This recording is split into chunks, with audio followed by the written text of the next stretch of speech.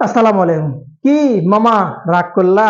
রাগ করো না। 437 বেশি না, টুকটুক করে আসতে সকালবেলা নামবা। সকালবেলা নামতে নামতে মনে করো ওই চা নাস্তা, ওইদিকে বাবর আজম রিজওয়ান যারা আছে 3-4 নাম্বারে নামবে, তারা মনে করো রেডি করবে।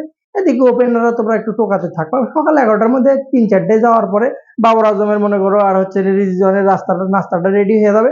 4জন আউট হয়ে আস্তে করে নাস্তা করা শুরু করবা। 437 মামা, রাগ করলা? রাগ করা যাবি রে, কোনোভাবেই রাগ করা যাবি রে, কারণ তোমাদের হাতে এখনো 2 দিন আছে, তুমি টেনশন নিও না। 200 ঘর টপকাতে পারবা না। যে পিচ কন্ডিশন আল্লাহর হস্তে, যে পিচের কন্ডিশন, সে পিচে যদি নাহিদ রানা ঠিকঠাক ভাবে যে আগুনের গোলা মারে, তাহলে মনে করো চাপা চুপো কিছু থাকবি না। মামা, রাগ করলা?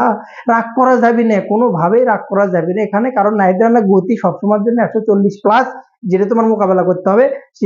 আজকে কিন্তু তোমার ওই মুশফিককে স্লেজিং করাটা ঠিক হয়নি, শান মাসুদ সাহেব। হ্যাঁ, তো বিষয় হচ্ছে তোমরা যদি 437-এ রাগ করে থাকো, মুশফিক কিন্তু হেভি রাগ করে অলরেডি কিন্তু ওই হেলমেটে কিন্তু লাত্তি কষে একটা মারছে, কারণ রাগ তার কিন্তু 500 টার্গেট। মামা, রাগ করলা?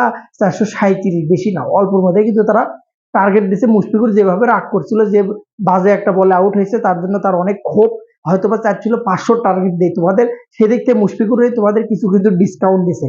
রাগ করলা?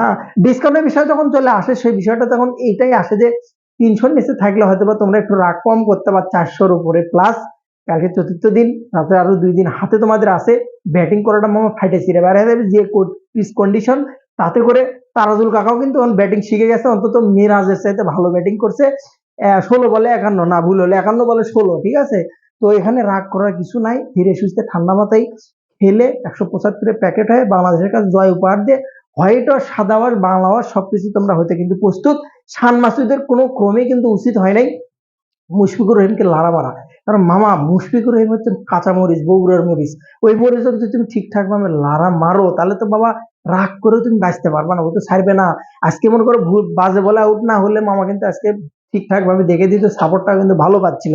কালকের দিনটা বাংলাদেশের না পাকিস্তানের সময় সাপেক্ষে বলে দেবে। পিচ কন্ডিশন বলে পুরোপুরি বাংলাদেশের পক্ষে। এত রানের টার্গেট মামা রাগ করলেও কখনো চেঞ্জ করতে পারবে না।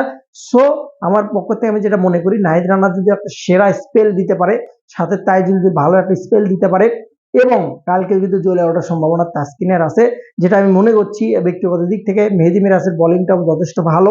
কালকের পিচ কন্ডিশন যদি বিচার করি, নাহিদ রানা এবং মেহেদী মিরাজ এবং তাইজুলের জন্য পিচ কন্ডিশন যথেষ্ট ভালো, যথেষ্ট বলে বাক নেবে, টার্ন করবে বলটা, যেখানে রাগ করলেও কিন্তু পাকিস্তানের কোনো কাজ হবে না। দেখা যাক সময় সাপেক্ষে। সকালটা প্রথম সেশনটা যদি বাংলাদেশ ঠিকঠাক ভাবে নিজের করতে পারে এবং ওপেনার দুইটাকে যদি ফিরাইতে পারে, তাহলে কিন্তু জব্বর কিন্তু গেম জমে যাবে, এবং আমি মনে করি বাংলাদেশ ভালো একটা কন্ডিশন, ভালো একটা ফাইট দিয়ে কামব্যাক করবে। 3 সেশনে খেলা শেষ, কালকে পুরো দিন খেলা লাগবে না, যতটুকু একটা আমার ব্যক্তিগত ধারণা। তবে ক্রিকেট খেলা যেহেতু বাবর আজম ফর্মে আছে, সো যদি কিন্তু 100% থাকবে। মামা, রাগ করলা? রাগ করো না, কালকে হারে তারপর রাগ করে প্লেনের টিকিট ধরে বাসায় যাও। ভালো থাকো। সালাম।